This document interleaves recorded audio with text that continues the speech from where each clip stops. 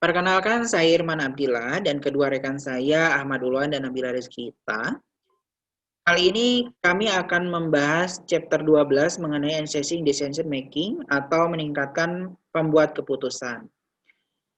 Adapun tipe keputusan, dalam mengambil keputusan dilakukan oleh manajemen untuk memajukan perusahaan dan memajukan kualitas produk atau jasa perusahaan yang dijalani. Tipe keputusan dapat diambil dari berbagai macam sumber dan sumber yang diambil berasal dari TPS yang memberikan data yang akan diproses menjadi informasi. Dan juga adanya DSS untuk mencari informasi dari luar untuk membantu dalam memilih pengambilan keputusan. Adapun jenis-jenis keputusan, yang pertama di unstruktur, memberikan penilaian, evaluasi, dan wawasan untuk memecah masalah yang menuntut orang yang berpengalaman dan mendapatkan sumber dari luar. Struktur dilakukan secara rutin dan berulang dalam pengambilan keputusan berdasarkan prosedur yang jelas. Semi-struktur berdasarkan program yang sudah dibuat sebagai aktivitas rutin dan berulang dan bagian tidak terstruktur dalam pengambilan suatu keputusan. Kemudian, adapun tahap pengambilan keputusan, yang pertama ada intelligence, menentukan atau mengidentifikasi dan memahami masalah yang terjadi dalam sebuah organisasi atau perusahaan. Yang kedua ada design, menggali berbagai macam alternatif solusi yang dapat menyelesaikan masalah. Yang ketiga ada choice, memilih alternatif solusi yang paling terbaik. Yang keempat ada implementation, menerapkan pilihan yang diambil dan melakukan pengawasan dalam bagaimana solusi yang diambil bekerja.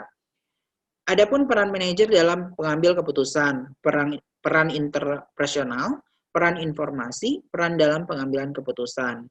Untuk model klasik manajemen, adapun perancangan, perorganisasian, koordinasi, memutuskan, dan mengendalikan.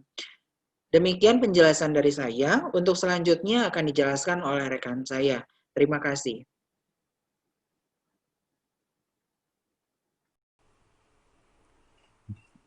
Business Intelligence.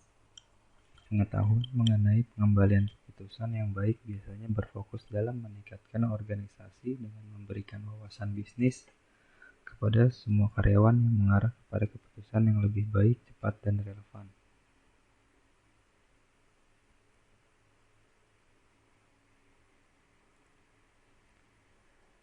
Elemen Business Intelligence. Data from the business environment. Business Intelligence Infrastruktur, Business Analytics Toolset, Managerial User and Methods, Delivery Platform, atau MES, DSS, dan ISS. User Interface. Fungsi utama dan User Business Intelligence.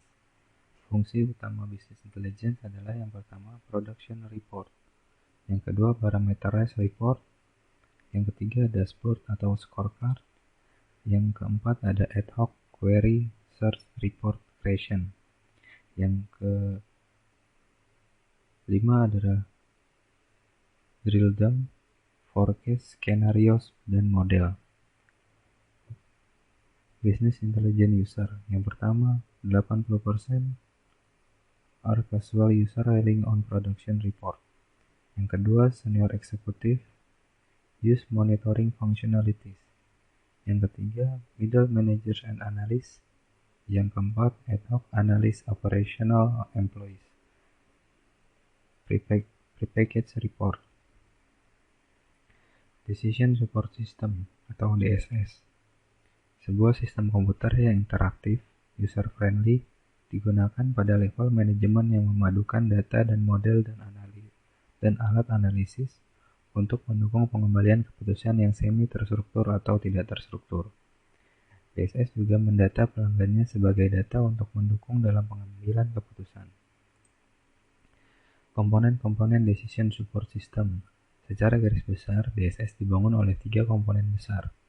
Yang pertama ada database, yang kedua model base, dan yang ketiga adalah software system.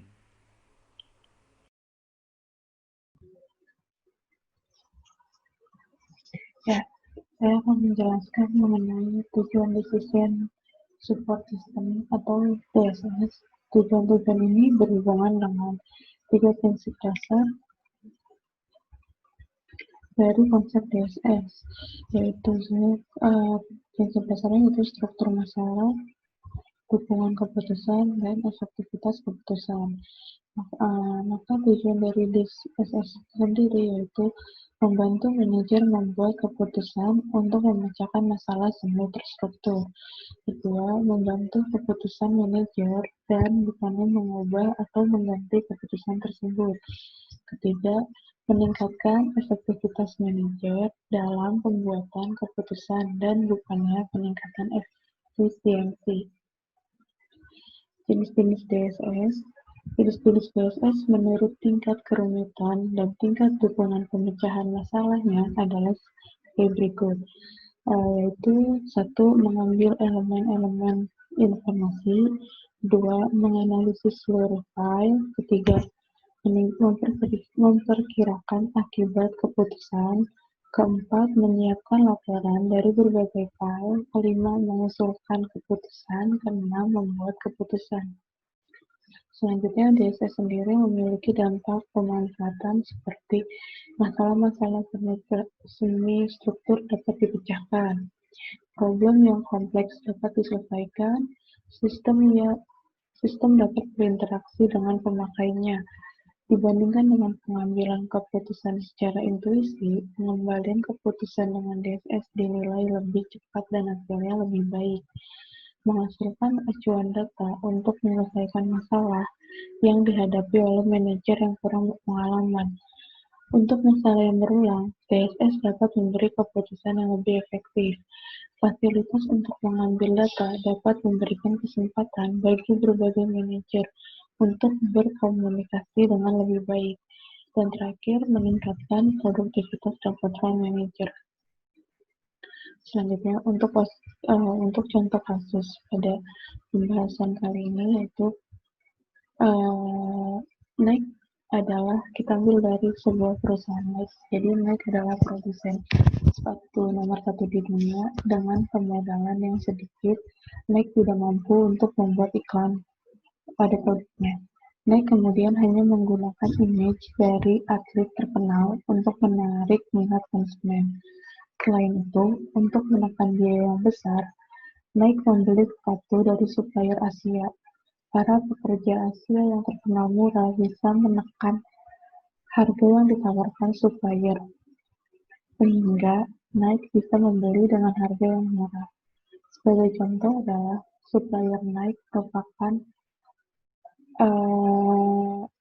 salah satunya itu berasal dari Indonesia, yaitu PT Abadi Industri.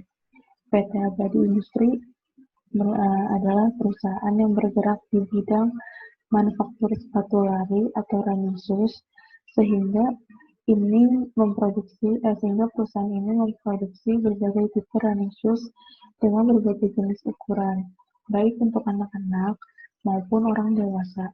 Spesifikasi dari tipe-tipe sepatu telah diberikan oleh pihak Nike untuk kemudian diproduksi oleh PT Pratama Abadi Industri sesuai dengan syarat spesifikasi yang telah ada. Hasil produksi yang telah dihasilkan oleh Pratama Abadi Industri tidak boleh dipasarkan di dalam negeri.